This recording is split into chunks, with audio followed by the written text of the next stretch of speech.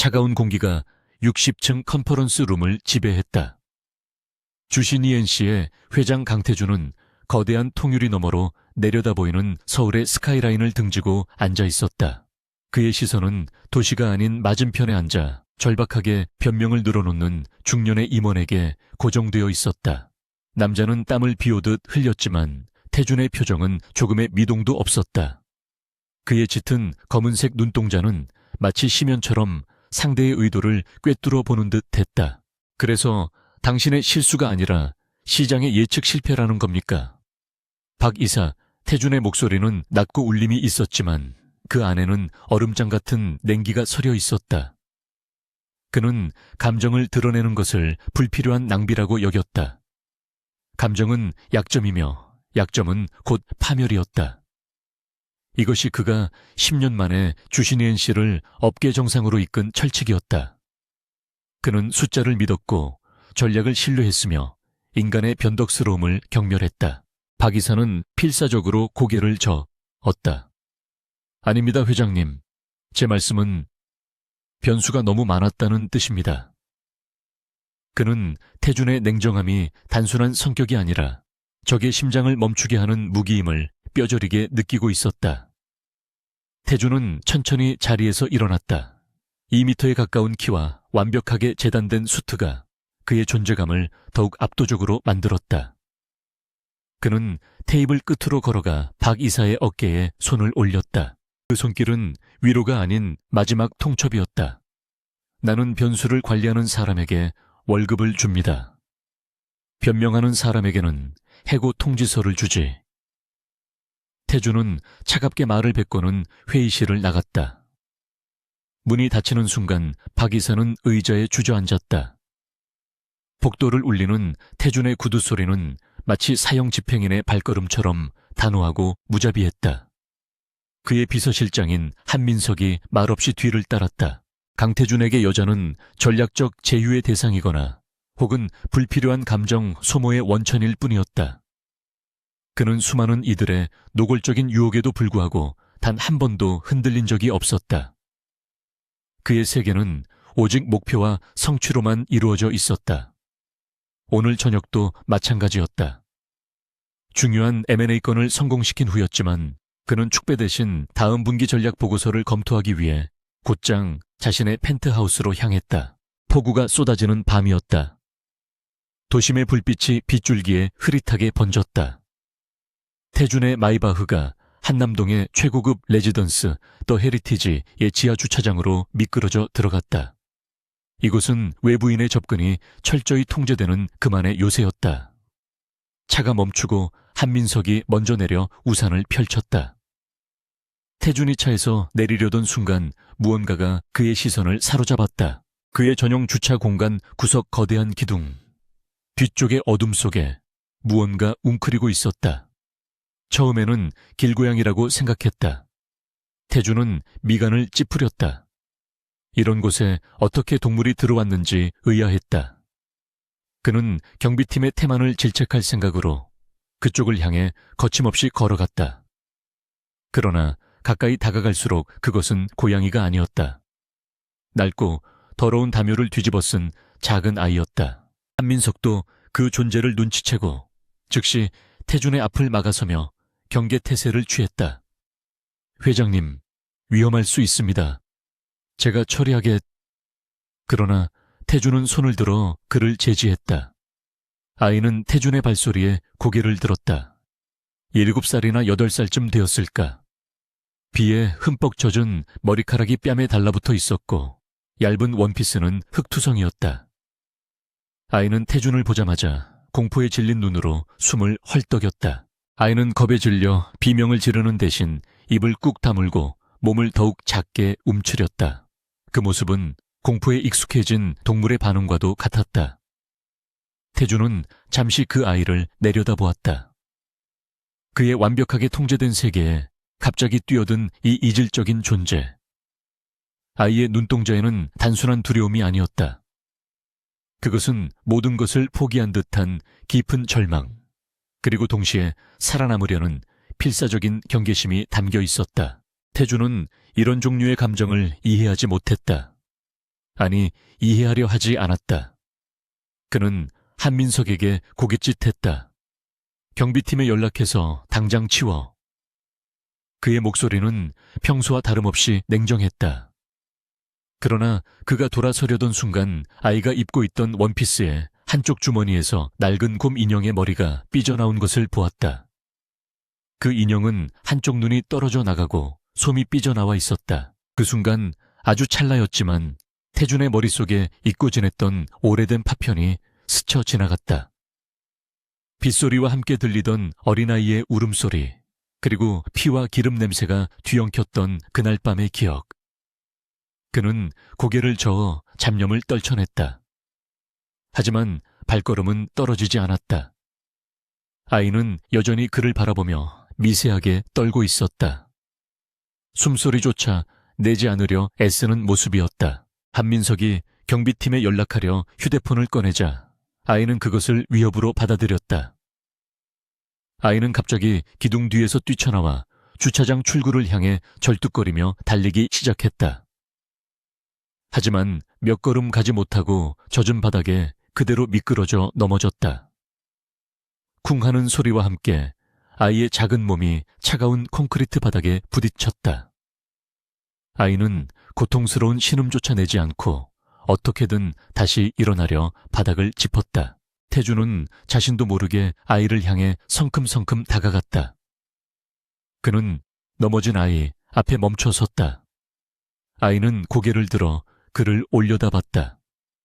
빗물인지 눈물인지 모를 액체가 아이의 얼굴을 타고 흘러내렸다. 태준은 자신의 값비싼 이탈리아제 구두 끝이 더러운 빗물에 젖는 것을 개의치 않고 그 자리에 쪼그려 앉았다. 두 사람의 눈이 정면으로 마주쳤다. 이름이 뭐지? 태준이 물었다. 그의 목소리에는 여전히 감정이 실려있지 않았지만 아까의 명령조보다는 조금 누그러져 있었다.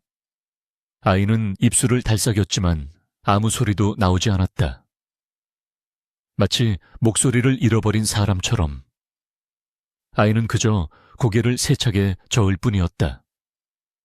그리고는 태준의 시선을 피해 다시 곰 인형을 품에 꼭 껴안았다. 민석이 조심스럽게 다가와 태준에게 속삭였다.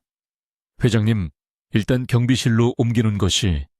태준은 말없이 손을 들어 그를 다시 제지했다. 그는 아이의 상태를 살폈다. 무릎이 까져 피가 흐르고 있었고 입술은 파랗게 질려 있었다. 이대로 두면 저천증으로 위험해질 수 있었다. 태준은 자신의 논리가 이 상황에서 어떤 결정을 내려야 하는지 고민했다. 이 아이는 변수였다.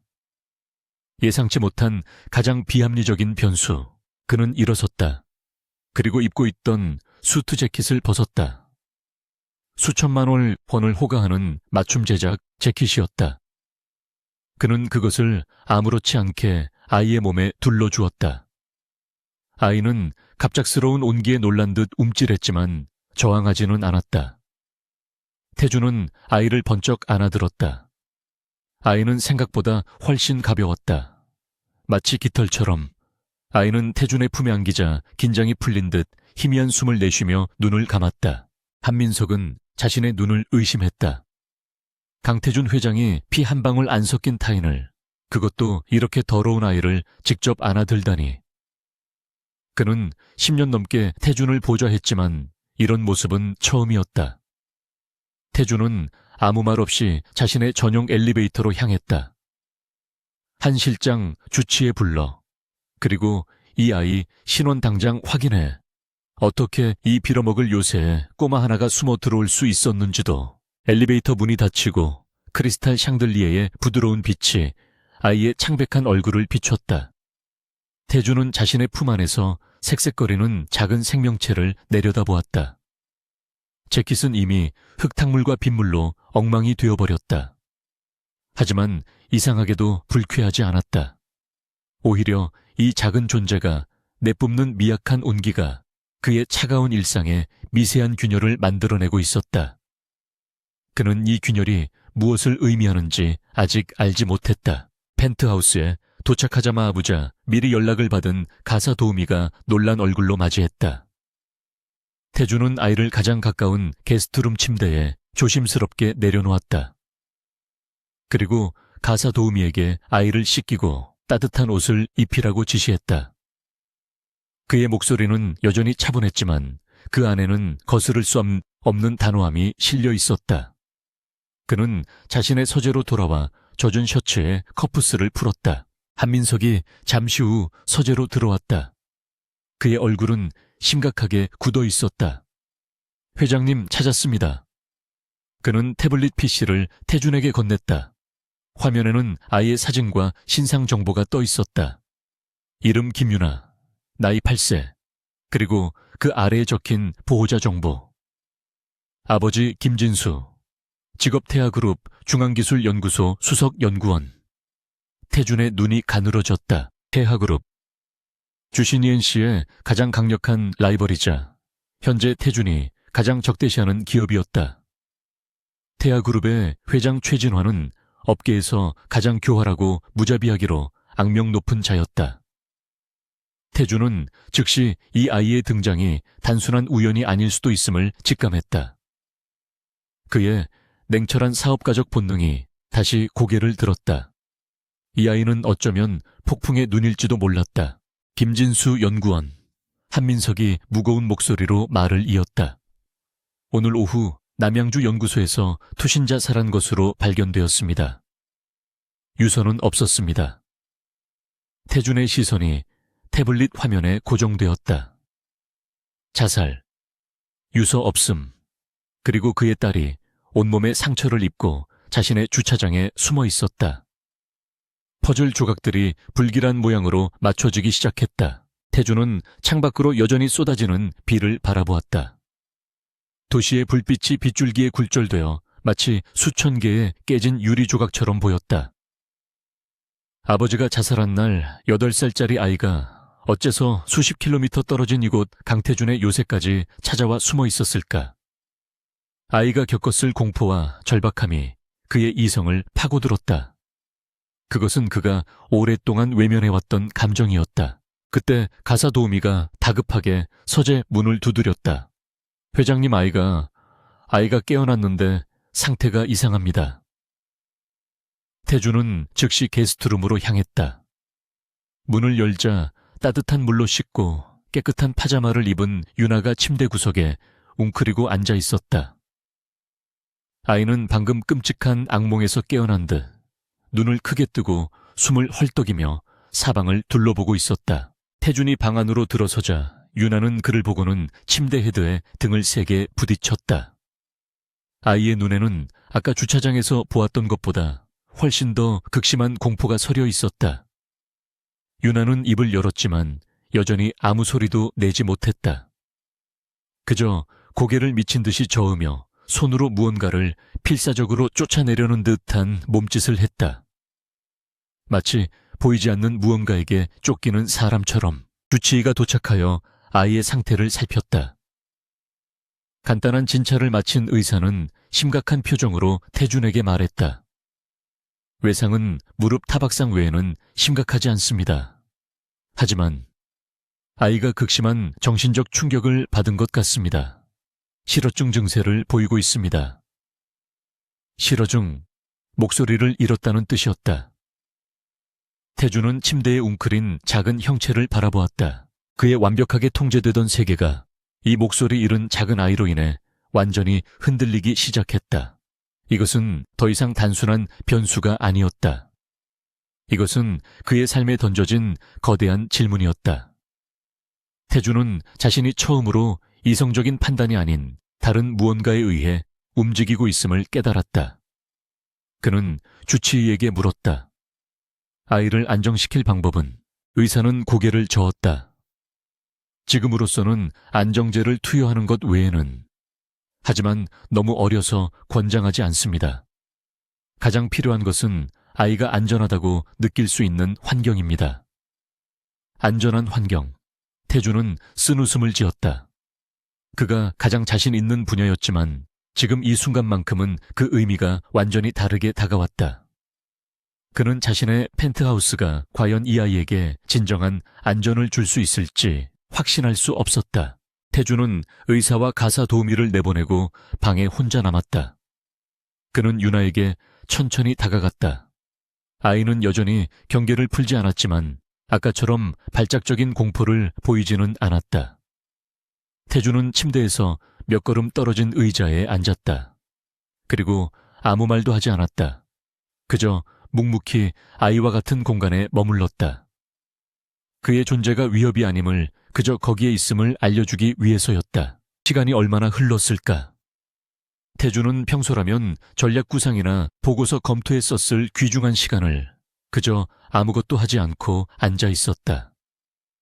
유나는 조금씩 떨림을 멈추고 웅크렸던 몸을 아주 조금 풀었다. 아이는 지친 기색이 역력했다. 태주는 낮고 차분한 목소리로 입을 열었다. 여기는 안전해. 단 3마디였다. 감정 없는 목소리였지만 그 안에는 흔들림 없는 확신이 담겨 있었다. 유나는 그 말을 알아들었는지 아니면 그저 그의 존재에 익숙해진 것인지 서서히 눈을 감았다. 극도의 피로와 공포에 지친 아이는 깊은 잠은 아니지만 잠시 의식을 놓았다. 태주는 잠든 아이의 얼굴을 내려다보았다. 창백한 낯, 그리고 아직 마르지 않은 눈물 자국. 그는 한민석을 불렀다. 오늘 밤부터 2층의 보안 등급을 최고로 올려. 그리고 김진수 연구원의 모든 것을 조사해. 자살이 아닐 가능성이 높아. 한민석은 명령을 수행하기 위해 물러났다. 서재로 돌아온 태주는 다시 한번 창밖을 내다봤다. 비는 그쳤지만 도시는 여전히 젖어 있었다. 그의 손에는 유나가 떨어뜨린 한쪽 눈이 없는 곰 인형이 들려 있었다. 그는 인형을 책상 위에 올려놓았다. 그의 얼음 같던 세계에 떨어진 작은 불씨, 강태주는 직감했다. 이 아이 김유나는 그의 삶을 송두리째 바꿔놓을 거대한 폭풍의 시작이었다. 밤은 깊었지만 강태준의 펜트하우스는 잠들지 않았다. 서재의 조명은 새벽의 푸른 빛이 창을 물들일 때까지 꺼지지 않았다. 태주는 거대한 책상 앞에 앉아 한민석이 방금 보고한 김유나의 신원조사 파일을 검토하고 있었다. 8살 초등학교 2학년. 어머니는 3년 전 병으로 사망. 유일한 가족은 아버지 김진수. 그리고 오늘 그 아버지마저 자살로 생을 마감했다. 경찰 발표는 단순 우울증으로 인한 충동적 자살이라고 합니다. 한민석이 무거운 목소리로 추가 보고를 올렸다. 그는 태준의 그림자처럼 감정을 드러내지 않는 유능한 비서실장이자 보안팀의 총책임자였다. 하지만 이상한 점이 한두 가지가 아닙니다. 김진수는 평소 우울증 병력이 전혀 없었고 오히려 동료들에게 곧 좋은 소식이 있을 것이라고 말했다고 합니다. 태주는 태블릿 화면에 떠있는 김진수의 이력서를 손가락으로 쓸어 넘겼다. 태하그룹 중앙기술연구소 차세대 에너지 저장 시스템 ESS 개발팀 수석연구원. 그는 단순한 연구원이 아니었다. 업계 최고로 평가받는 천재였고 태하그룹이 주신 ENC를 상대로 벌이는 기술전쟁의 핵심 무기였다. 그런 인물이 아무런 유서도 없이 투신했다. 태하그룹 회장 최진환. 태준이 나지막이 그 이름을 불렀다. 그 이름은 그의 입안에서 독처럼 썼다. 최진환. 표면적으로는 성공한 기업가였지만 그 이면은 부패와 탐욕으로 얼룩진 늙은 뱀이었다. 태주는 누구보다 그 사실을 잘 알았다. 10년 전 자신의 아버지가 의문의 교통사고로 돌아가시고 주신그룹이 공중분해될 위기에 처했을 때 가장 큰 이득을 본 것이 바로 최진환이었다. 최진환이 이 일에 연관되어 있다고 보시는 겁니까? 한민석이 조심스럽게 물었다. 태주는 고개를 들지 않은 채 대답했다. 최진환은 자신이 원하는 것을 얻기 위해서라면 수단과 방법을 가리지 않아. 그가 아끼던 천재 연구원이 갑자기 죽었다. 그리고 그 딸이 온갖 보안을 뚫고 내 주차장에 나타났지. 이건 우연이 아니야. 이건 필사적인 메시지다. 그는 자리에서 일어나 게스트룸으로 향했다. 문을 열자 주치의의 진정제를 맞고 잠든 윤아가 보였다. 아이는 여전히 얕은 잠을 자며 끙끙 앓는 소리를 냈다. 악몽을 꾸는 듯했다. 태주는 침대 곁에 서서 아이의 창백한 얼굴을 내려다보았다. 이 작은 아이가 어떻게 태아의 감시망을 피해 이곳까지 올 수 있었을까? 그리고 왜 하필 자신이었을까? 그의 시선이 침대 옆 협탁에 놓인 곰 인형에 닿았다. 가사 도우미가 깨끗하게 세탁해 놓았지만 여전히 낡고 한쪽 눈이 없었다. 태주는 자신도 모르게 인형을 집어들었다. 그때 그는 인형의 등 쪽 낡은 실밥이 유난히 두껍게 꿰매어진 부분을 발견했다. 전문적인 솜씨는 아니었지만 무언가를 감추기 위해 필사적으로 꿰맨 흔적이었다. 태준의 눈이 날카롭게 빛났다. 그는 즉시 한민석을 불렀다. 이거 조심스럽게 열어봐. 한민석은 작은 칼을 가져와 조심스럽게 실밥을 뜯어냈다. 낡은 손뭉치 사이로 예상과는 다른 물건이 나왔다. 딱딱한 하드 드라이브가 아니었다. 그것은 아이의 작은 손에나 겨우 쥘 수 있을 법한 작고 평범한 은색 USB 메모리 스틱이었다. 한민석이 즉시 보안 노트북에 USB를 연결했다. 몇 겹의 암호화가 걸려 있었지만 주신의 최고 보안팀에게는 시간 문제일 뿐이었다. 태주는 초조하게 화면을 응시했다. 몇 분 후 암호가 해독되고 파일들이 모습을 드러냈다. 그것은 김진수의 연구 일지가 아니었다. 그것은 지옥의 장부였다. 파일 안에는 태아그룹이 지난 5년간 자행해온 불법 비자금 조성 내역, 정관계, 로비 리스트, 그리고 경쟁사 기술 탈취에 대한 구체적인 증거들이 고스란히 담겨 있었다. 김진수는 단순한 기술 유출을 고발하려던 것이 아니었다. 그는 최진환 제국 전체를 무너뜨릴 수 있는 핵폭탄을 들고 있었던 것이다. 그리고 그는 이 폭탄을 자신의 딸에게 맡겼다. 이런 한민석조차 경악을 금치 못했다.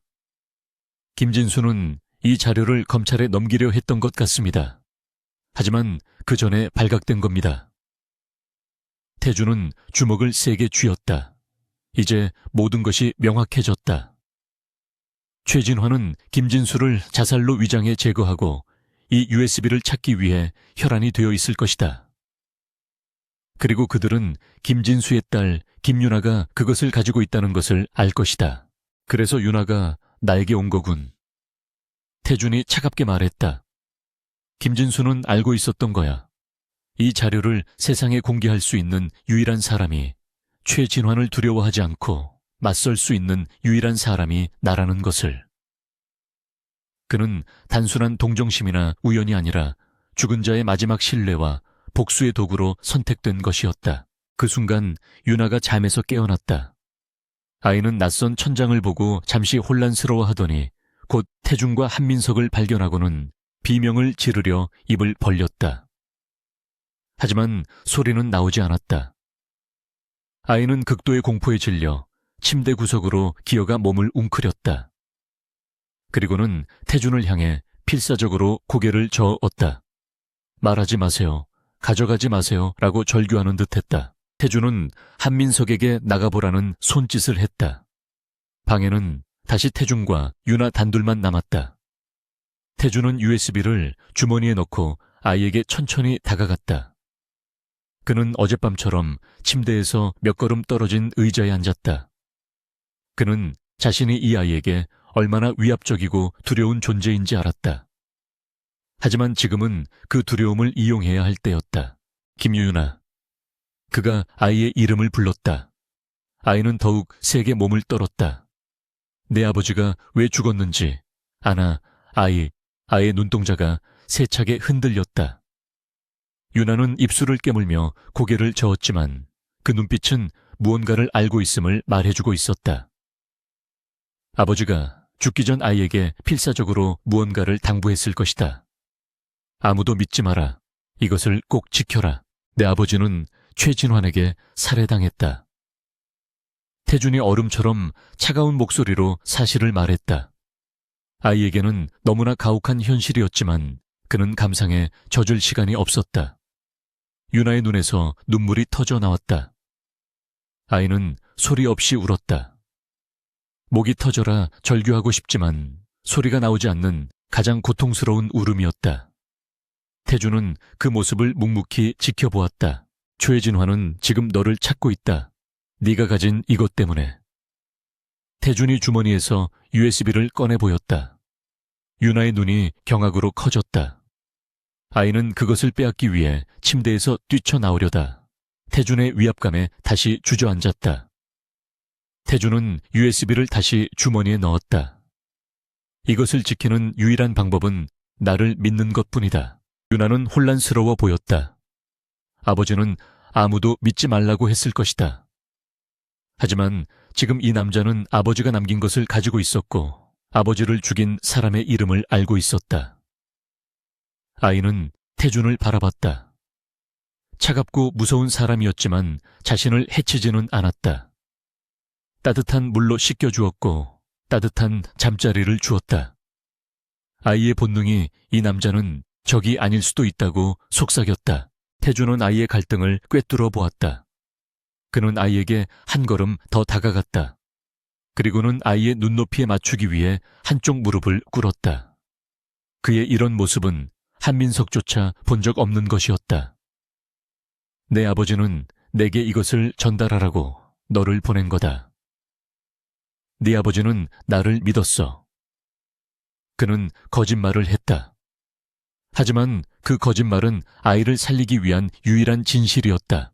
유나는 여전히 울고 있었지만 떨림은 조금씩 잦아들고 있었다. 아이는 태준의 검은 눈동자를 똑바로 바라보았다. 그 깊고 차가운 눈 속에서 아이는 자신과 같은 것을 보았다. 그것은 최진환에 대한 깊은 분노와 증오였다. 유나는 떨리는 손을 들어 태준의 무릎 위에 놓인 손을 망설이다가 아주 살짝 잡았다. 그것은 아이가 할 수 있는 최선의 신뢰의 표시였다. 태준은 아이의 작은 손을 내려다보았다.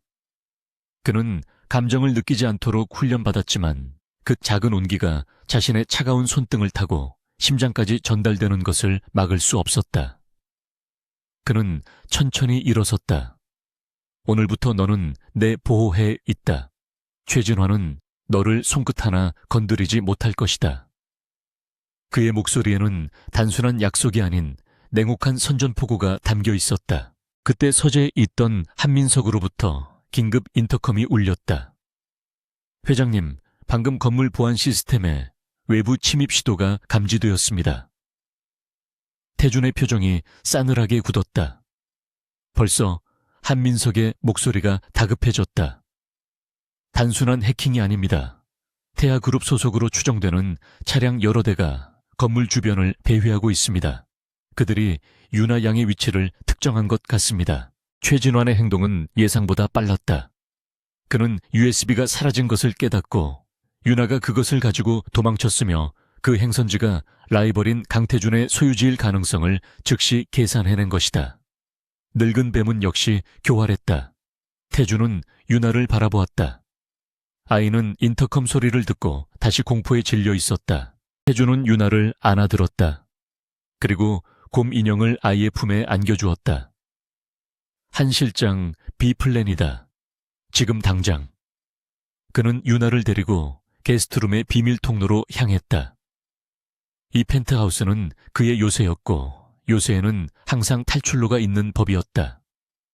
유나야, 그가 처음으로 아이의 이름을 다정하게 불렀다. 지금부터 내가 하는 말만 들어. 절대로 소리 내지 말고 나를 꽉 잡아. 유나는 태준의 목을 필사적으로 끌어안았다. 아이의 작은 심장이 태준의 가슴에 맞닿아 세차게 뛰고 있었다. 태준은 어둠 속으로 사라지는 비밀 엘리베이터에 몸을 실었다. 그의 차가운 심장 역시 아주 오랜만에 뜨거운 분노와 함께 뛰고 있었다. 이것은 더 이상 과거의 복수가 아니었다. 이것은 현재의 전쟁이었다. 비밀 엘리베이터가 멈춘 곳은 펜트하우스 지하 50m 아래에 위치한 강태준만이 아는 궁극의 안전 벙커였다. 핵전쟁에도 견딜 수 있도록 설계된 이곳은 외부 세계와 완벽히 단절되어 있었다. 차가운 금속벽과 희미한 비상등이 방안을 밝혔다. 유나는 여전히 태준의 품에 안겨 그의 셔츠를 필사적으로 움켜쥐고 있었다. 아이의 몸은 공포로 가늘게 떨렸지만 울음소리 대신 억눌린 숨소리만 새어나왔다. 한민석이 즉시 벙커의 보안 시스템을 가동했다. 수십 개의 모니터가 벽면을 가득 채우며 펜트하우스 안팎의 상황을 실시간으로 보여주었다. 모니터 속에서 검은 복장을 한 괴한들이 더 헤리티지의 철통 보안을 유령처럼 뚫고 들어오고 있었다. 그들은 정규 경비 인력의 교대 시간을 정확히 노렸고 사각지대만을 이용해 움직였다. 이것은 단순한 침입이 아니었다. 내부 조력자가 있거나 혹은 상상을 초월하는 정보력을 동원한 작전이었다. 대하그룹의 그림자들입니다. 한민석이 모니터에서 눈을 떼지 않은 채 보고했다. 그림자들은 최진환 회장의 사병으로 온갖 불법적인 일을 처리하는 프로페셔널 청소팀이었다. 그들이 강태준의 요새 이 펜트하우스까지 직접 쳐들어왔다는 사실은 최진환이 얼마나 절박한지 그리고 얼마나 무자비한지를 증명했다. 그들의 목표는 명확했다. 김유나 그리고 아이가 가진 USB였다. 태준은 유나를 벙커 안의 작은 침대에 내려놓았다. 그리고 아이에게서 한 발짝 물러섰다. 그는 이 상황을 냉철하게 분석하기 시작했다. 유나는 이제 단순한 변수가 아니었다. 그녀는 최진환을 향한 전쟁의 핵심 자산이었다. 최진환은 태준이 가장 증오하는 인물이었다. 10년 전 아버지가 의문의 사고로 돌아가셨을 때 태준은 직감했다. 그것은 사고가 아니며 그 배후에 최진환의 탐욕이 도사리고 있음을. 이제 그 복수의 기회가 왔다. 김유나는 그 기회의 열쇠였다. 태준은 아이를 보호하는 것이 곧 자신의 복수를 위한 무기를 지키는 것이라 여겼다. 그의 냉정한 이성은 이 상황을 철저히 계산적인 시각으로 바라보았다. 아이의 안전은 중요했다. 하지만 그것은 아이가 가진 가치 때문이었다. 적어도 지금 이 순간까지 그는 그렇게 믿었다. 회장님 놈들이 펜트하우스 주 출입구에 도착했습니다. 한민석의 목소리가 긴급해졌다. 모니터 속 괴한들은 전문 장비를 이용해 현관의 잠금 장치를 무력화시키려 하고 있었다. 태준의 펜트하우스는 일반적인 문이 아닌 은행 금고 수준의 보안문이었다. 시간이 걸릴 터였다. 한 실장 놈들을 맞이할 준비를 해. 한 놈도 살려서 내보내지 마. 태준의 목소리는 얼음처럼 차가웠다. 그는 자신의 보안팀이 최정계임을 믿었지만 그림자들의 악명 또한 잘 알았다.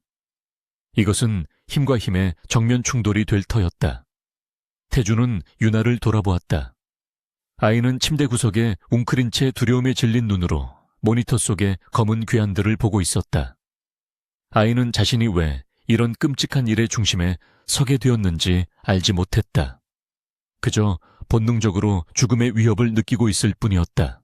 유나야, 태준이 불렀다. 아이가 움찔하며 그를 바라보았다. 이 방은 절대적으로 안전하다. 내가 돌아올 때까지 아무 데도 가지 마. 그는 아이를 안심시키려 한 말이 아니었다. 그것은 사실의 전달이자 명령이었다.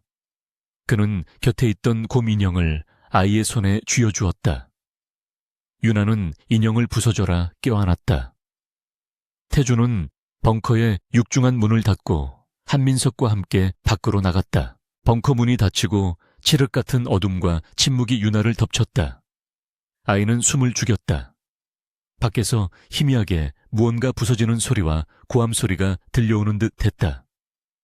유나는 무릎 사이에 얼굴을 묻었다. 아버지가 죽기 전날 밤 필사적으로 자신에게 곰 인형을 쥐어주며 했던 말이 귓가에 맴돌았다. 유나의 아빠가 무슨 일이 생기면 무조건 도망쳐. 아무도 믿지 마. 하지만 유나는 지금 세상에서 가장 차갑고 무서워 보이는 남자의 비밀 공간에 숨어 있었다. 그 남자는 자신을 안전하다고 했다. 아이는 그 말을 믿어야 할지 아버지의 유언을 따라야 할지 혼란스러웠다. 그러나 분명한 것은 아까 그 남자가 자신을 안아들었을 때 이상하게도 아버지와 비슷한 냄새가 났다는 것이었다. 화약 냄새나 피 냄새가 아닌 고독하고 서늘한 냄새였다. 한편 펜트하우스 거실은 전쟁터로 변해 있었다. 태준의 보안팀원들과 최진환의 그림자들이 치열한 격투를 벌이고 있었다. 총기 사용은 양측 모두에게 부담이었다. 이런 최고급 레지던스에서 총성이 울린다면 그것은 전쟁의 패배를 의미했다. 오직 소음기와 특수장비를 이용한 조용하지만 잔혹한 백병전이 벌어지고 있었다. 한민석은 현장을 지휘하며 침입자들을 체계적으로 제압해 나갔다. 강태준은 거실 중앙 통유리창 앞에 서서 이 모든 상황을 지켜보고 있었다. 그는 단순한 CEO가 아니었다. 혹독한 훈련으로 다져진 그의 몸은 그 자체로 치명적인 무기였다. 그는 마치 체스판을 내려다보는 킹처럼 적의 움직임을 읽고 있었다. 세 놈은 엘리베이터 홀에, 두 놈은 서재 방향으로 한민석이 외쳤다. 태준의 보안팀은 수적으로는 열세였지만 익숙한 지형과 최첨단 장비로 무장하고 있었다. 그러나 그림자들은 이름처럼 끈질겼다. 그들은 죽음을 두려워하지 않는 자들처럼 달려들었다. 그들의 목표는 오직 하나, 강태준의 방어선을 뚫고 벙커의 위치를 찾는 것이었다. 그때 침입자 중 하나가 연막탄을 터뜨렸다. 자욱한 연기가 거실을 순식간에 채웠다. 시야가 차단된 혼란 속에서 가장 노련해 보이는 괴한 하나가 태준의 보안망을 뚫고 벙커가 숨겨진 벽 쪽으로 접근했다. 그는 정확한 위치를 알고 있었다. 내부 조력자가 있다는 것이 확실해졌다. 태준의 눈이 분노로 번뜩였다. 괴한이 벽에 장착된 소형 폭탄을 설치하려던 순간 태준이 움직였다. 그는 영희 속을 가로질러 그림자처럼 다가갔다. 괴한은 인기척을 느끼고 돌아섰지만 이미 늦었다. 태준의 손이 강철 집게처럼 그의 목을 움켜쥐었다. 누가 보냈지? 태준의 목소리는 영희보다도 차가웠다. 괴한은 고통 속에서도 비웃음을 흘렸다. 최 회장님께서 내 놈의 오만이 널 죽일 거라고 전화란다. 그 순간 괴한은 품 안에 숨기고 있던 칼을 들어 태준의 복부를 노렸다. 하지만 태준은 이미 그 움직임을 읽고 있었다. 그는 괴한의 팔을 꺾어 무력화시키고 그를 거실 테이블에 매다 꽂았다. 유리가 깨지는 파열음과 함께 괴한은 의식을 잃었다. 상황은 순식간에 정리되었다. 태준의 보안팀은 살아남은 침입자들을 모두 포박했다. 한민석이 거친 숨을 몰아쉬며 보고했다. 사망자 2명, 생포 3명입니다. 우리 측은 경상 4명입니다. 태준은 엉망이 된 거실을 둘러보았다. 수억 원짜리 예술품들이 조각나 바닥에 나뒹굴었다. 그의 완벽했던 성역이 더럽혀졌다. 그러나 그의 분노는 그것 때문이 아니었다. 그는 생포된 괴한에게 다가갔다. 최진환은 유나를 어떻게 하라고 했지? 괴한은 피를 뱉으며 도끼 어린 눈으로 태준을 노려봤다. 아이는 생사불문하고 데려오라고 하셨다. 생사불문. 태준의 온몸에서 살기가 뿜어져 나왔다. 8살짜리 아이에게 생사불문이라는 명령을 내린 최진환의 잔혹함에 그의 이성이 마비될 지경이었다. 지금까지 유나를 자산으로 여겼던 자신의 계산적인 생각이 산산조각 났다. 그것은 더 이상 비즈니스나 복수가 아니었다. 이것은 인간성에 대한 모독이었다. 태준은 자신도 모르게 주먹을 벽에 내리쳤다. 단단한 대리석 벽에 금이 갔다. 그는 벙커로 향했다. 문을 열자 유나가 소리에 놀라 숨을 헐떡이며 그를 바라보았다. 아이의 눈에는 여전히 극도의 공포가 서려 있었다. 태준은 피와 먼지로 더러워진 자신의 모습을 깨달았다. 그는 아이에게 다가가지 못하고 문 앞에 멈춰 섰다. 그는 이 작은 아이를 지키기 위해 싸웠지만 정작 자신의 모습이 아이에게는 방금 전에 괴한들과 다를 바 없는 공포의 대상일 수 있음을 깨달았다. 그의 냉정함은 사라지고 그 자리에는 차가운 분노와 함께 이름 모를 죄책감이 피어올랐다. 그는 한민석에게 명령했다. 여기 1분 내로 정리해. 생포한 놈들은 지하 신문실로 옮겨. 그리고 아이가 먹을 만한 따뜻한 우유라도 좀 가져와. 한민석은 놀란 눈으로 태준을 바라봤다. 그가 따뜻한 우유 같은 단어를 입에 담는 것을 처음 보았기 때문이다. 태준은 그런 한민석의 시선을 무시한 채 벙커 안으로 들어섰다. 그는 유나에게서 몇 걸음 떨어진 곳에 주저앉았다. 전투로 인해 격앙된 숨을 고르며 그는 자신의 더러워진 손을 내려다보았다. 이 손으로 그는 수많은 계약을 성사시켰고 방금 전에는 사람을 제압했다. 하지만 지금 그는 이 손으로 무엇을 해야 할지 몰랐다. 그는 그저 아이와 같은 공간에 머물렀다. 그의 얼음 같던 세계는 이 작은 아이의 존재로 인해 돌이킬 수 없는 균열이 생겨버렸다. 벙커 안의 공기는 차갑고 무거웠다. 전투의 여파로 가쁘게 몰아쉬던 강태준의 숨소리만이 정적을 갈랐다. 그는 피와 먼지로 얼룩진 자신의 손을 내려다보았다. 이 손으로 그는 제국을 건설했지만 지금 이 작은 아이 앞에서 어떻게 해야 할지 몰랐다. 유나는 침대 구석에서 곰 인형을 방패처럼 끌어안고 그를 경계 어린 눈으로 훔쳐보고 있었다. 아이의 눈에는 공포와 함께 방금 전 밖에서 벌어진 폭력을 감지한 듯한 혼란이 서려 있었다. 그때 벙커 문이 열리고 한민석이 조심스럽게 들어섰다. 그의 손에는 태준이 지시했던 따뜻한 우유 한 잔이 들려 있었다. 회장님, 아이가 마실 것입니다. 한민석은 이 상황이 믿기지 않았다. 피냄새가 진동하는 이 지하 요새에서 따뜻한 우유라는 단어는 지독히도 이질적이었다. 태준은 말없이 우유잔을 받아들었다. 그는 천천히 유나에게 다가갔다. 그가 한 걸음 다가서자 유나는 용수철처럼 움찔하며 침대 헤드에 등을 세게 부딪혔다.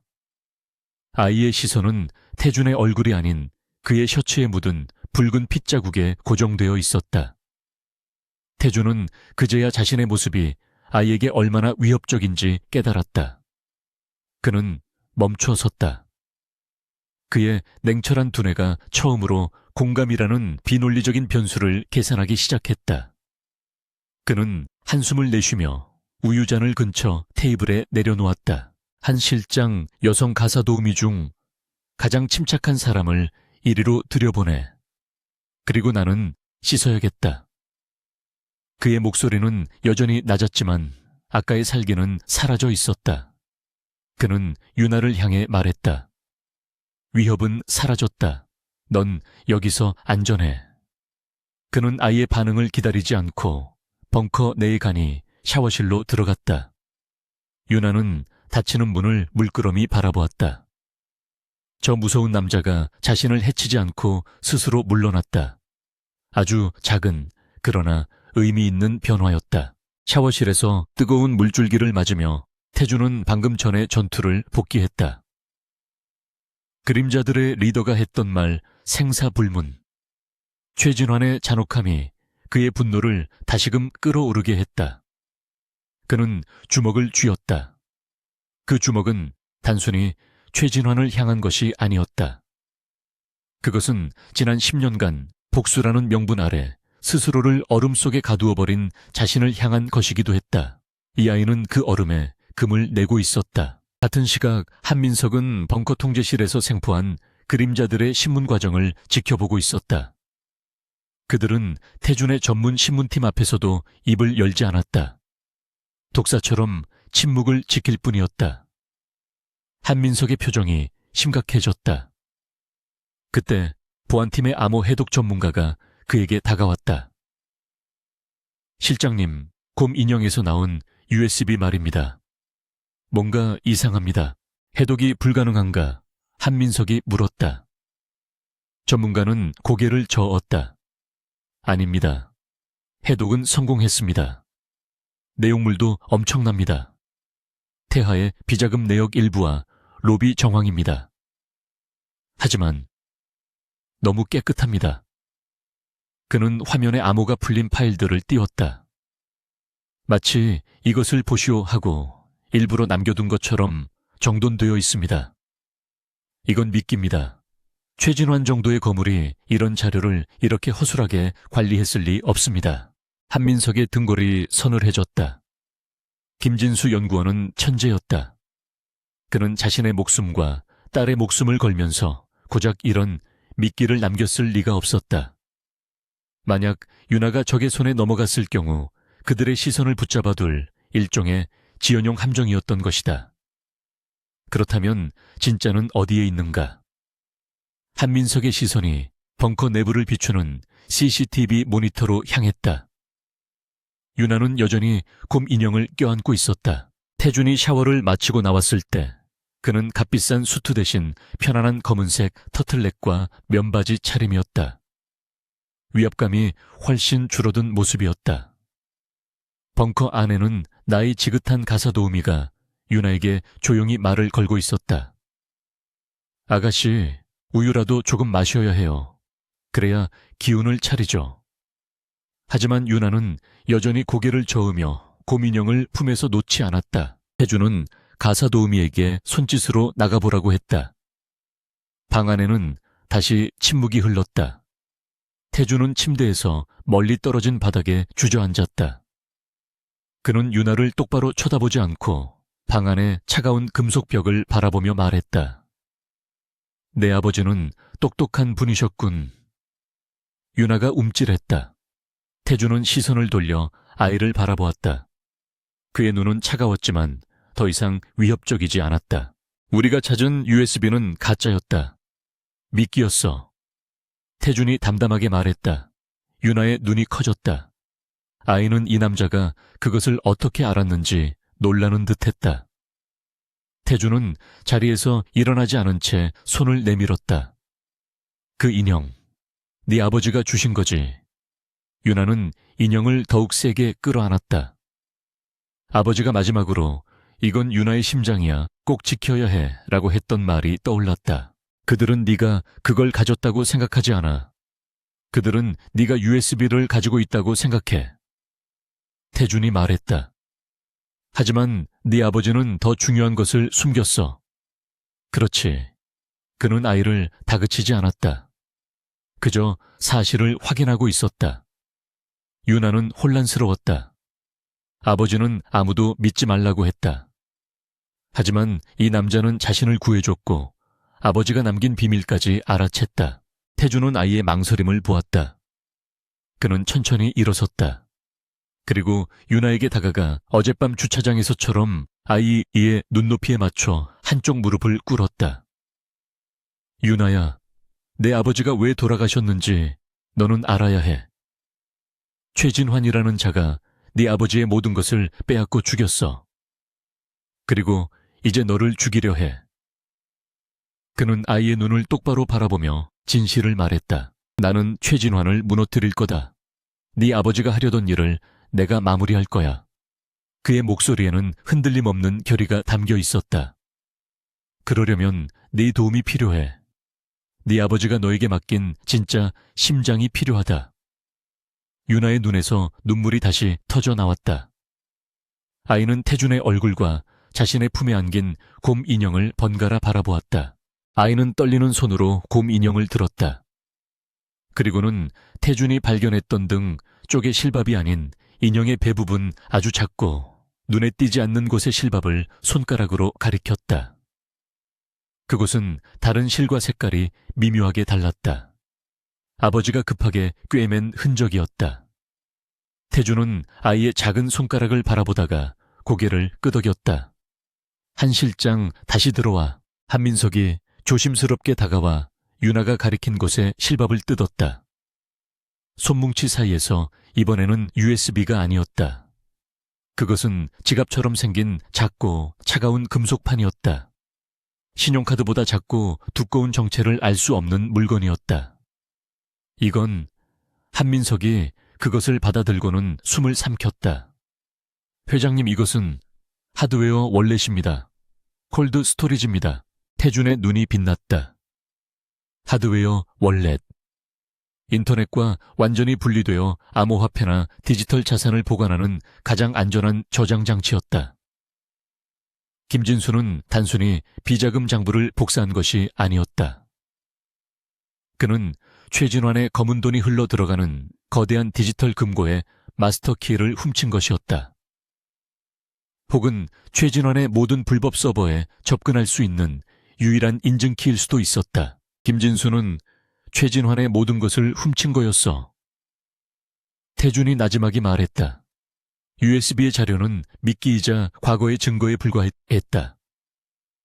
하지만 이 하드웨어 월렛은 최진환의 현재와 미래를 통째로 파괴할 수 있는 실탄이었다.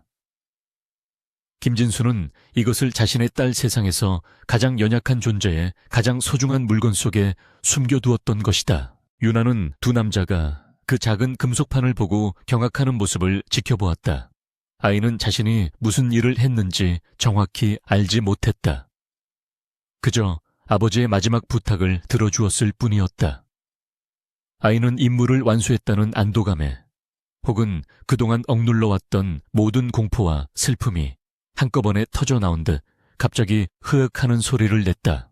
그것은 울음소리도 비명도 아니었다.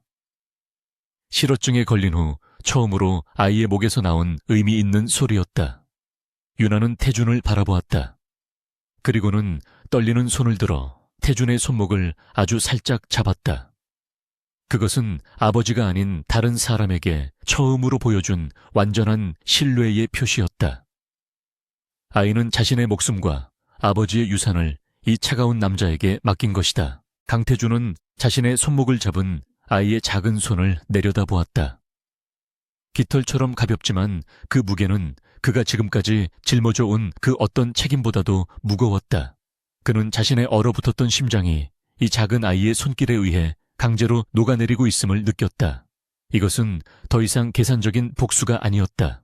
이것은 한 아이의 모든 것을 건 신탁이었고 그는 그 신탁의 수호자가 되어야 했다. 벙커 안강태준의 시선은 자신의 손안에 놓인 차가운 금속판 하드웨어 월렛에 고정되어 있었다. 그것은 단순한 저장 장치가 아니었다. 그것은 최진환의 제국을 지탱하는 검은 피가 흐르는 심장이었다. 김진수는 자신의 목숨과 맞바꿔 이 심장을 뜯어냈고 그것을 세상에서 가장 순수한 존재인 딸의 곰 인형 속에 숨겼다. 태준은 이 작은 물건이 가진 파괴적인 힘과 그것을 지키기 위해 아버지가 딸에게 지웠을 끔찍한 무게를 동시에 느꼈다. 한민석이 조용히 입을 열었다. 회장님, 이것은 최진환의 모든 것입니다. 그의 불법 서버 역외 계좌, 차명 자산. 이 모든 것을 컨트롤하는 마스터 키일 가능성이 큽니다. 그는 태블릿 화면에 월렛의 인터페이스를 띄우려 했지만 화면에는 오직 하나의 입력창만 나타났다. 최종 인증 암호. 그것은 김진수만이 어쩌면 이제는 유나만이 아는 마지막 관문이었다. 태준은 고개를 저었다. 지금 당장 열려고 하지 마. 최진환이 바보가 아닌 이상 강제로 열려고 시도하면 이 안의 데이터는 영원히 파괴될 거다. 그는 유나를 바라보았다. 아이는 두려움 속에서도 방금 전 자신이 중요한 일을 해냈음을 어렴풋이 느끼는 듯했다. 태준은 아이에게 압박을 가하고 싶지 않았다. 암호는 때가 되면 아이 스스로 열게 될 것이다. 지금은 그것을 지키는 것이 우선이었다. 그의 예감은 틀리지 않았다. 바로 다음 날 아침 대한민국 전체가 뒤집혔다. 모든 조간신문과 아침 뉴스의 헤드라인이 주신 ENC 강태준 회장을 지목했다. 불법적인 차명 거래를 통한 M&A 시도, 수천억 원대의 탈세 혐의, 심지어 경쟁사 연구원 매수 의혹까지. 모든 화살은 정확히 태준을 향하고 있었다. 최진환이 자신의 언론과 정치권 네트워크를 총동원해 방역을 시작한 것이다. 한민석이 긴급히 보고했다. 회장님 주가가 개장과 동시에 폭락하고 있습니다. 검찰 내에서도 특별 수사팀을 꾸려야 한다는 여론이 형성되고 있습니다. 최진환이 우리를 벼랑 끝으로 몰고 있습니다. 그는 태준의 안색을 살폈지만 태준은 여전히 얼음처럼 차분했다. 오히려 그의 입가에 희미한 미소마저 어렸다. 발악을 하는군. 그가 두렵다는 증거다. 태준은 창밖을 내다보았다. 쏟아지는 비난의 화살에도 그는 눈 하나 깜짝하지 않았다. 한 실장, 우리가 가진 미끼. USB, 어제 생포한 놈들에게서 얻어낸 태아 내부 정보를 조합해 최진환의 최측근, 몇 명에게만 선물을 보내 서로가 서로를 의심하게 만들어. 이것은 단순한 방어가 아니었다. 적의 심장부에 내분을 일으키는 심리전의 시작이었다. 태준은 최진환이 공개적인 공격에만 그치지 않을 것임을 알았다. 놈은 어제의 실패를 만회하기 위해 훨씬 더 강력하고 무자비한 두 번째 공격을 감행할 터였다. 첫 번째 공격이 탐색이었다면 두 번째는 파괴가 될 것이다. 태준은 자신의 펜트하우스가 아닌 도시 외곽의 비밀 안가로 윤아를 옮길 준비를 지시했다. 하지만 최진환은 그보다 한 발 빨랐다. 그날 밤 더 헤리티지 전체가 정전되었다. 비상전력조차 작동하지 않았다. 완벽한 암흑. 한민석의 다급한 외침이 인터컴을 찢었다. 회장님 놈들입니다. 이번엔 숫자가 다릅니다. 최소 수십 명 이상입니다. 그리고 벙커의 위치가 노출되었습니다. 어제 생포했던 놈들 중 하나가 혹은 내부의 또 다른 배신자가 결정적인 정보를 넘긴 것이 틀림없었다. 태준은 즉시 윤아를 안아들었다. 아이는 이미 상황을 파악한 듯 소리 없이 태준의 목을 끌어안았다. 쿵쿵. 벙커의 육중한 문을 외부에서 폭파하려는 진동이 느껴졌다. 더 이상 이곳은 안전하지 않았다. 한 실장 놈들의 시선을 벙커로 집중시켜 나와 윤아는 이 루트로 탈출한다. 그는 벽에 숨겨진 패널을 열었다. 펜트하우스 설계 당시 그만이 아는 비상 탈출로였다. 차가운 환기구를 따라 태준은 윤아를 품에 안은 채 어둠 속을 질주했다. 윤아는 그의 심장 박동 소리를 들었다. 그것은 두려움이 아닌 차갑게 타오르는 분노의 고동이었다. 환기구 밖에서는 총성이 울렸다. 이번에는 소음기가 아니었다. 최진환은 모든 것을 버리고 태준과 윤아를 제거하기로 작정한 것이다. 회장님 놈들이 이 루트 쪽으로도 향하고 있습니다. 함정입니다. 한민석의 절박한 외침이 들렸다. 태준은 멈춰 섰다. 그들은 완벽하게 포위되었다. 그는 윤아를 안은 채 환기구의 작은 틈으로 복도를 내다보았다. 중무장한 그림자들이 좁혀오고 있었다. 그들의 눈에는 더 이상 자비가 없었다. 그 순간 태준은 결심했다. 그는 윤아를 자신의 서재 가장 안쪽에 강화 유리로 보호되는 방으로 데려갔다. 그리고 아이를 책상 아래 깊숙이 숨겼다. 여기서 절대 나오지 마. 무슨 일이 있어도. 윤아는 태준의 옷자락을 붙잡았다. 아이의 눈은 가지 말라고 무섭다고 절규하고 있었다. 태준은 처음으로 아이의 머리를 거칠게 쓰다듬었다. 그것은 위로가 아닌 맹세였다. 내가 지킨다. 그는 방탄 처리된 서재 문을 잠그고 복도로 나섰다. 어둠 속에서 그는 더 이상 방어하는 CEO가 아니었다. 그는 자신의 영역을 침범한 짐승들을 사냥하는 포식자였다. 그림자들의 리더가 복도 끝에서 그를 발견하고 비웃었다.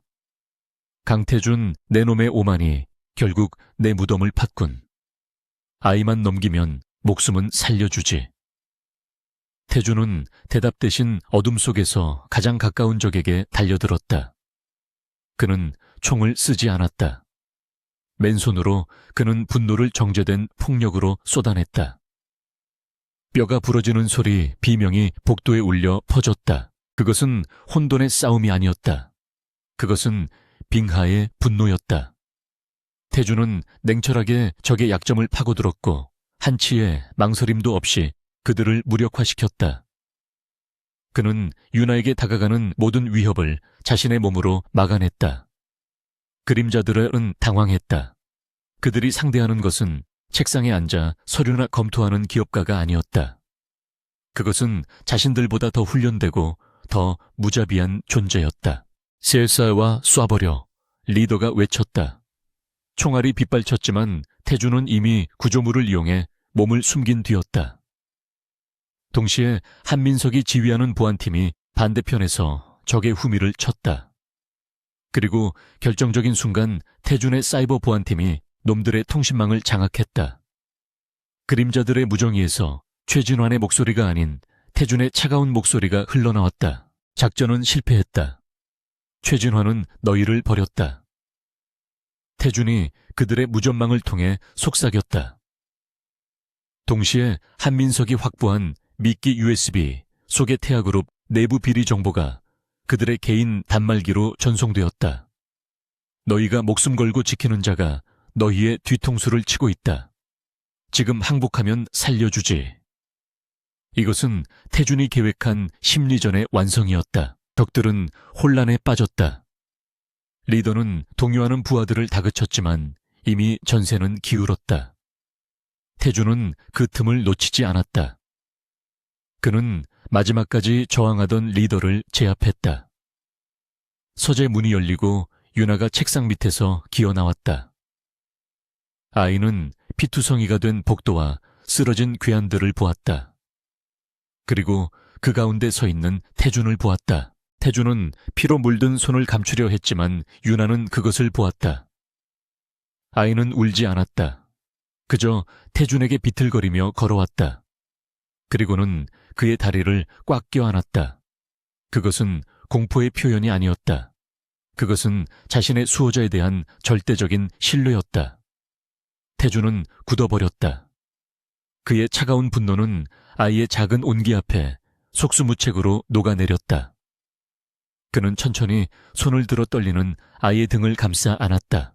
전투가 휩쓸고 간 펜트하우스는 처참했다. 강태준이 수년간 쌓아 올린 완벽한 질서와 통제의 상징이었던 공간은 이제 깨진 유리와 핏자국, 그리고 화약 냄새로 더럽혀져 있었다.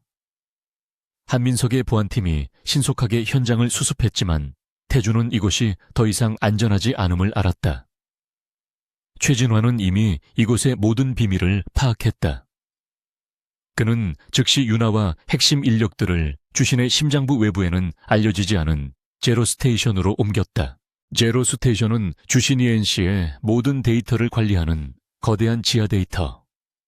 요새이자 그 어떤 물리적 디지털적 공격도 막아낼 수 있도록 설계된 태준의 마지막 보루였다.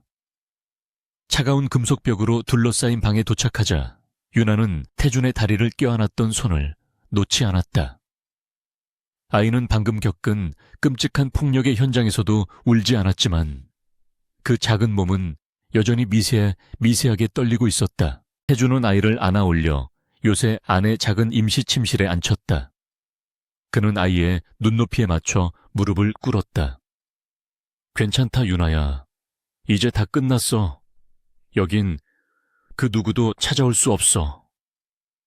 그의 목소리는 여전히 낮고 차가웠지만 그 안에는 아이만이 느낄 수 있는 미묘한 온기가 담겨 있었다. 유나는 태준의 검은색 터틀넥을 움켜쥔 채 그의 가슴에 얼굴을 묻었다. 아이는 처음으로 아버지의 죽음 이후 처음으로 소리내어 울기 시작했다. 그것은 공포의 울음이 아니었다.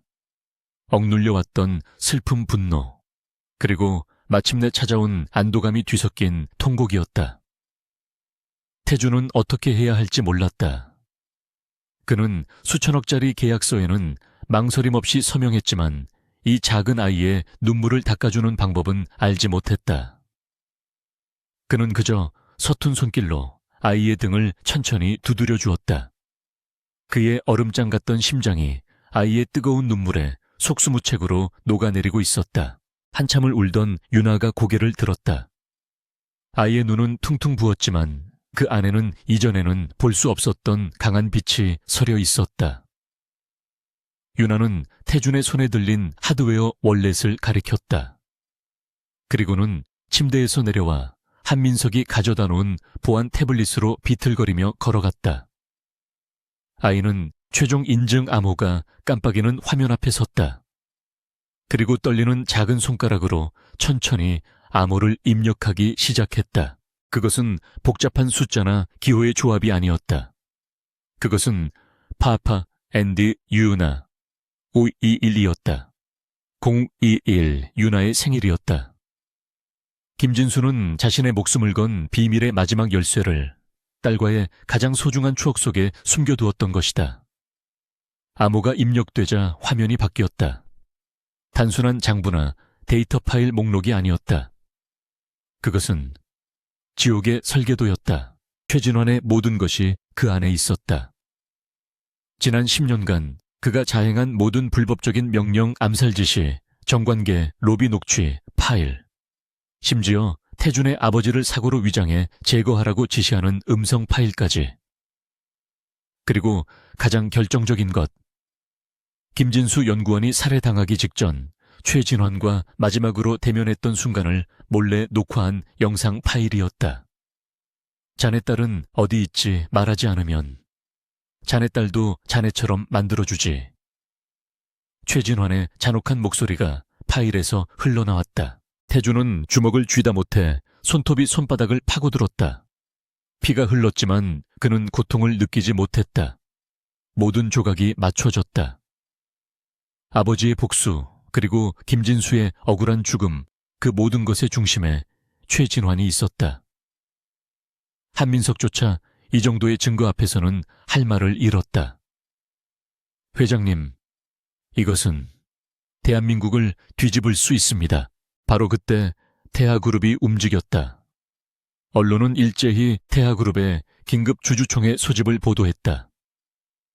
안건은 경쟁사 제휴신 ENC의 불법적 기업 활동으로 인한 피해 복구 및 경영 안정화 방안이었다. 최진환은 태준이 방역할 틈도 주지 않고 그를 사회적으로 완전히 매장시키기 위한 마지막 무대를 준비한 것이다. 모든 언론과 주주들 앞에서 태준을 범죄자로 낙인 찍으려는 속셈이었다. 함정입니다, 회장님. 한민석이 긴급히 말했다. 이 주주총회에 참석하시는 것은 불길에 뛰어드는 것과 같습니다. 최진환이 모든 것을 준비해 놨을 겁니다.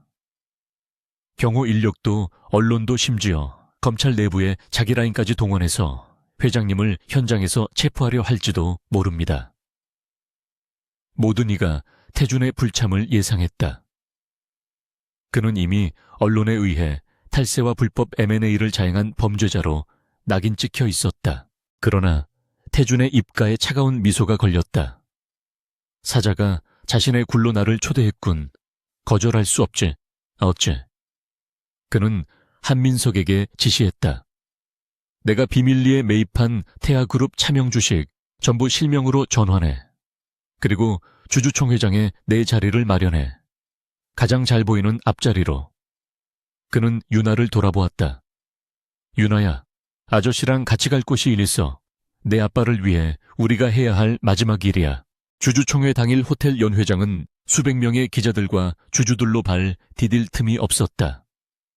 단상위 최진환은 이미 승리한 개선 장군처럼 여유로운 미소를 짓고 있었다. 그는 태준이 감히 이 자리에 나타나지 못할 것이라 확신했다. 그가 연설을 시작하려던 순간 연 회장의 거대한 정문이 열렸다. 모든 카메라의 플래시가 일제히 그곳을 향해 터졌다. 강태준이었다. 완벽하게 재단된 검은 수트를 입은 그는 마치 지옥에서 돌아온 사자처럼 당당하게 걸어 들어왔다. 그의 뒤에는 한민석이 휠체어에 앉은 작은 아이 김유나를 밀고 들어왔다. 연 회장은 순식간에 물을 끼얹은 듯 조용해졌다. 최진환의 얼굴에서 미소가 사라졌다. 그는 자신이 제거하라고 명령했던 죽었어야 할 아이가 강태준과 함께 나타난 것을 보고 경악을 금치 못했다. 태준은 주주석 가장 앞자리, 자신의 이름표가 붙은 자리에 앉았다. 그는 최진환을 향해 얼음처럼 차가운 시선을 보냈다. 최진화는 금세 평정을 되찾고 마이크를 잡았다. 여러분, 보십시오. 우리 태아그룹을 음해하고 불법을 자행한 범죄자가 제 발로 이 심판의 자리에 걸어 들어왔습니다.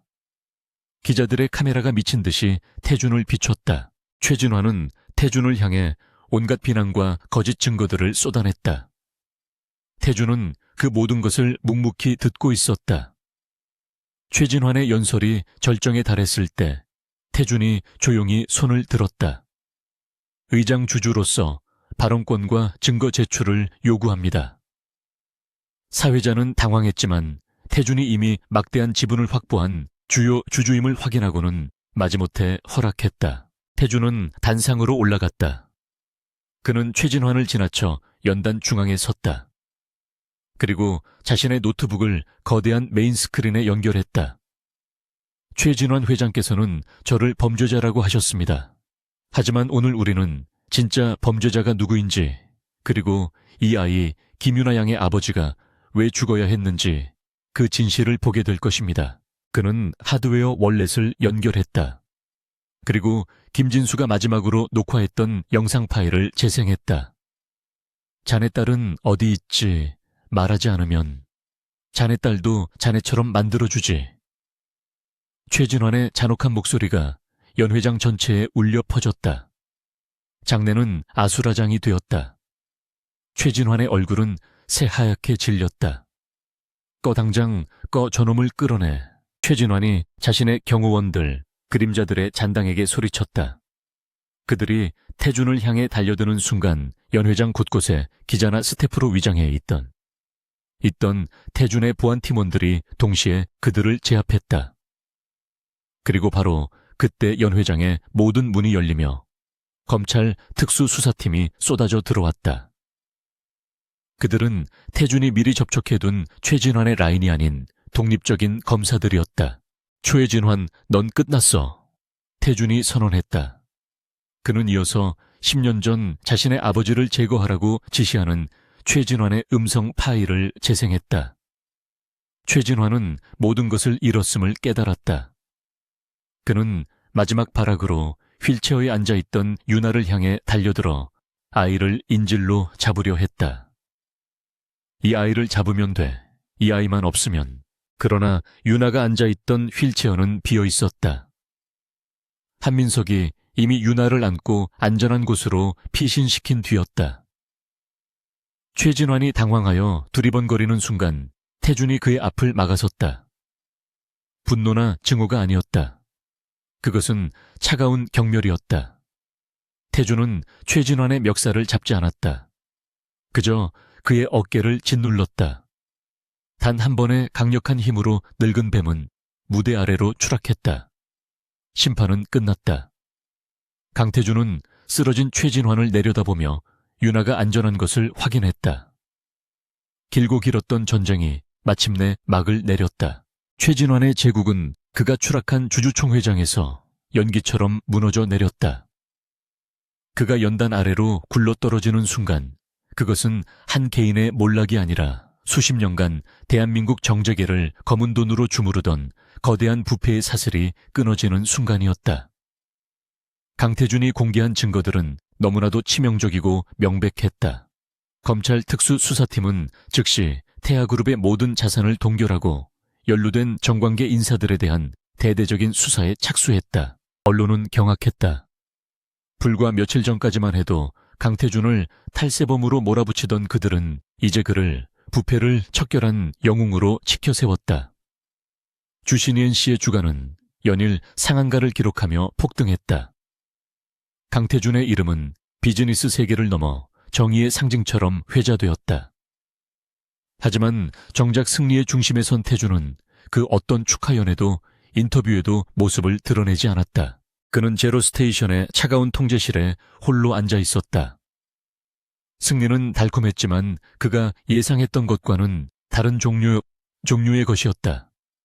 아버지의 복수는 이루어졌다. 하지만 그의 마음을 채운 것은 통쾌함이 아닌 깊은 공허함과 함께 찾아온 무거운 책임감이었다. 그는 모니터를 통해 검찰 조사를 받고 나오는 휠체어 탄 최진환의 모습을 보았다. 늙은 뱀은 완전히 도끼를 잃고 패배한 모습이었다. 태주는 모니터를 껐다. 그의 시선은 통제실 한편에 놓인 작은 곰 인형으로 향했다. 윤아가 이곳을 떠나며 그에게 남겨둔 한쪽 눈이 없는 낡은 인형이었다. 아이는 이제 새로운 장소 태준이 마련한 가장 안전하고 평화로운 심리치료센터에서 지내고 있었다. 아이는 떠나기 전 그에게 인형을 쥐어주었다. 아저씨의 몫이라며. 그 인형은 이제 태준의 얼어붙었던 과거를 상징하는 유물이 되었다. 몇 달의 시간이 흘렀다. 계절이 바뀌고 도시는 태아게이트의 충격에서 서서히 벗어나고 있었다. 태준은 무너진 태아그룹의 자산을 정리하는 위원회를 이끌었다. 그는 복수심으로 회사를 해체하는 대신 수만 명의 무고한 직원들과 협력업체들을 구제하기 위해 합리적인 분할 매각과 구조조정을 단행했다. 그의 냉철한 이성은 이제 파괴가 아닌 재건을 위해 움직였다. 그는 그 어느 때보다 바빴지만 그의 일과 중 가장 중요한 스케줄은 변하지 않았다. 매주 수요일 오후 그는 모든 회의를 취소하고 서울 외곽의 한적한 곳에 위치한 세보마동 심리센터로 향했다. 그곳은 태준이 윤아를 위해 설립한 최고의 전문가들로 구성된 곳이었다. 그는 오늘도 검은색 수트가 아닌 편안한 캐시미어 스웨터 차림으로 센터를 찾았다. 그의 손에는 서류 가방 대신 커다란 쇼핑백이 들려 있었다. 그 안에는 윤아의 나이에 맞는 그림책 몇 권과 그리고 양쪽 눈이 반짝이는 새하얀 곰 인형이 들어 있었다. 그는 10년간 자신의 삶에서 완벽하게 배제했던 일들을 하고 있었다. 선물을 고르고 아이의 안부를 묻는 일. 그의 유능한 비서 한민석은 이제 회장님의 일정에 윤아양 그림책 구입 같은 항목을 추가하는 것에 익숙해져 있었다. 태준이 센터에 도착했을 때 윤아는 햇살이 가득 들어오는 미술 치료실에서 그림을 그리고 있었다. 아이는 몇 달 전 벙커에서 보았던 공포에 질려 창백했던 그 아이가 아니었다. 머리카락은 윤기 있게 자랐고 뺨에는 건강한 혈색이 돌았다. 아이는 집중해서 크레용으로 무언가를 그리고 있었다. 윤아의 담당 치료사가 조용히 태준에게 다가와 인사했다. 회장님 오셨습니까? 윤아가 오늘따라 기분이 아주 좋아 보입니다. 치료사는 태준을 회장님이 아닌 윤아의 보호자님으로 대했다. 태준은 그녀에게 가볍게 고개를 숙여 인사했다. 그의 이런 변화는 주신ien 씨 직원들이 본다면 기절할 일이었다. 윤아는 아직 말은 없습니까? 태준이 조심스럽게 물었다. 이것은 그가 매주 던지는 가장 절박한 질문이었다. 치료사는 부드럽게 미소 지었다. 아직입니다. 충격이 너무 깊었으니까요. 하지만 포기하지 않고 있습니다. 윤아는 말 대신 다른 모든 것으로 자신을 표현하고 있어요. 특히 그림에요. 그녀는 윤아가 그리고 있는 그림을 가리켰다. 오늘 그린 그림입니다. 회장님도 한번 보시지요. 태준은 윤아의 뒤로 조용히 다가갔다. 아이는 그림에 너무 집중한 나머지 그가 온 줄도 모르고 있었다. 도화지 위에는 서툴지만 힘있는 선으로 그려진 두 사람이 있었다. 한 사람은 하늘을 찌를 듯이 키가 아주 컸고 검은색 옷을 입고 있었다. 다른 한 사람은 그 거인의 손을 잡고 있는 작은 여자아이였다. 그리고 그 두 사람 위에는 아주 크고 따뜻한 노란색 태양이 빛나고 있었다. 태준은 숨을 멈췄다. 그것은 그와 윤아였다. 그는 자신도 모르게 그림 속에 자신을 내려다보았다. 아이의 눈에 비친 그는 얼음처럼 차가운 CEO가 아니라 태양 아래 함께 서 있는 거대한 보호자였다. 그의 심장이 세차게 뛰기 시작했다. 그때 윤아가 인기척을 느끼고 천천히 고개를 들었다. 윤아는 태준을 보았다. 아이의 눈에는 더 이상 공포나 경계심이 없었다. 그것은 반가움과 따뜻함, 그리고 완전한 신뢰였다. 유나는 손에 쥐고 있던 노란색 크레용을 떨어뜨렸다. 아이는 의자에서 일어나 태준을 향해 망설임 없이 달려왔다. 그리고는 그의 다리를 와락 껴안았다. 태준은 쇼핑백을 떨어뜨리는 것도 잊은 채 굳어버렸다. 그는 어색하게 아이의 머리 위에 손을 올렸다. 그때 아이가 그의 가슴에 얼굴을 묻은 채 아주 작지만 분명한 목소리로 입을 열었다. 아, 그것은 단 한 단어였다. 하지만 그 단어는 강태준이 지난 10년간 들어왔던 그 어떤 찬사나 승리의 함성보다도 더 강력하게 그의 심장을 뒤흔들었다. 태준은 그대로 무릎을 꿇었다. 주차장에서 그리고 벙커에서 그랬던 것처럼 그는 다시 아이와 눈높이를 맞췄다. 그의 눈시울이 뜨거워지는 것을 느꼈다. 냉정한 CEO 강태준은 단 한 번도 공적인 자리에서 감정을 보인 적 없던 그는 지금 이 작은 아이 앞에서 무너지고 있었다. 그는 떨리는 손으로 유나를 마주 안았다. 유나야. 그가 겨우 목소리를 냈다.